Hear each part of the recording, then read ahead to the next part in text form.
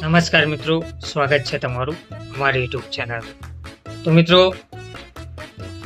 પટેલ સર્વોદય કેન્દ્ર સંચાલિત આદિજાતિ ઉત્તર બુનિયાદી આશ્રમ શાળામાં શિક્ષણ સહાયકની ભરતી જાહેર કરવામાં આવી છે.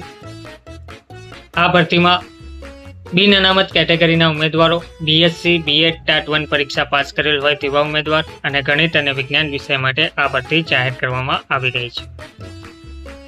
તો પસંદગી પામેલ ઉમેદવારે આદિજાતિ વિકાસ વિભાગ, ગુજરાત સરકાર, આશ્રમ શાળાઓના ધારાધોરણ મુજબ 24 કલાક ફરજિયાત હાજર રહેવાનું રહેશે અને શિક્ષક કમ ગૃહપતિ ગૃહમાતાની તમામ ફરજો નિભાવવાની રહેશે. ઉમેદવારે અરજીપત્રક સાથે પોતાનું નામ, સરનામું, મોબાઈલ નંબર, જન્મ તારીખ, શૈક્ષણિક લાયકાત, ટાટ 1 તેમજ કમ્પ્યુટરની નિયત પરીક્ષા પાસ કર્યાના સ્પષ્ટ ઉલ્લેખ સાથે દરેકની પ્રમાણિત નકલો જોડવાની રહેશે. વયમર્યાદા સરકારશ્રીના વખતો વખતના ધારાધોરણ મુજબ હોવી જોઈએ. સરકારશ્રીના વખતો વખતના પ્રવર્તમાન નિયમો અનુસાર 5 વર્ષ ફિક્સ પગાર મળવાપાત્ર રહેશે અને સરકારના નિયમો મુજબ સીપીએફ પોતાનાનો લાભ મળવાપાત્ર રહેશે. અરજી રજિસ્ટર એડીથી જાહેરાત પ્રસિદ્ધ થયા તારીખથી 15 દિવસમાં મળી રહે તે રીતે કરવાની રહેશે. અન્યથા રૂબરૂ અરજી અને સમય મર્યાદા બાદ મળેલ અરજીઓ ધ્યાને લેવામાં આવશે નહીં.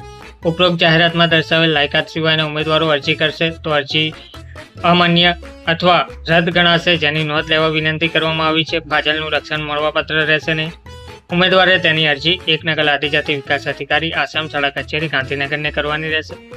જે માર્કશીટમાં CGPS CPI દર્શાવેલ હોય તેવા ઉમેદવારોએ યુનિવર્સિટી કોલેજ પાસેથી કુલ મેળવેલ ગુણ અંગેનું કન્વર્ઝન કરેલા પ્રમાણપત્ર અરજી સાથે જોડવાનું રહેશે. ઉમેદવારે અરજી મોકલવાનું જે સરનામું છે તે છે: વ્યવસ્થાપક શ્રી આદિજાતિ શિક્ષણ અધિકારી, આશ્રમ શાળા, block number 45/5, 6 type, sector 17, Gandhinagar, pincode number 382070 ખાતે તમારે અરજી મોકલી આપવાની રહેશે. અથવા વ્યવસ્થાપક શ્રી મગ પટેલ સર્વોદય કેન્દ્ર, અમીરગઢ, મુકામ પોસ્ટ, તાલુકો અમીરગઢ, જિલ્લો બનાસકાંઠા, પિનકોડ નંબર 385130 ને અરજી 15 દિવસની અંદર મળે તે રીતના મોકલી આપવાનું રહેશે. ધન્યવાદ.